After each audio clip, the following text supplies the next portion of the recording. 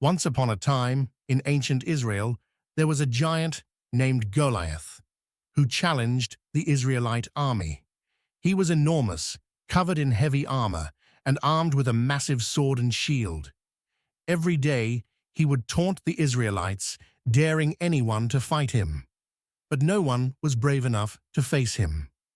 One day, a young shepherd named David arrived at the battlefield.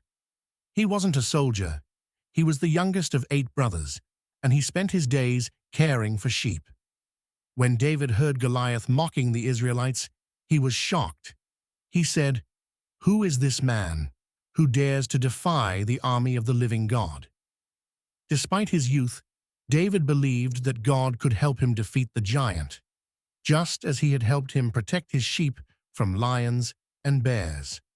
David went to King Saul and volunteered to fight Goliath. Saul was doubtful, but David insisted that God would be with him. Saul offered David his own armor, but David chose to go with what he knew: his slingshot and 5 smooth stones from a nearby river. When David faced Goliath on the battlefield, the giant mocked him, but David stood tall and said, "You come at me with a sword, but I come at you in the name of the Lord.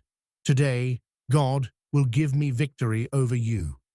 David took one stone, placed it in his slingshot, and with a single swing, he hurled it at Goliath. The stone struck Goliath in the forehead, and the giant fell to the ground, defeated. The Philistine army was so shocked that they turned and fled. David had won the battle, not because of his size or strength, but because of his faith in God. He showed that with faith, even the biggest challenges could be overcome. This story teaches us that with courage and faith, we can face any challenge in life, no matter how big it seems. With God on our side, nothing is impossible.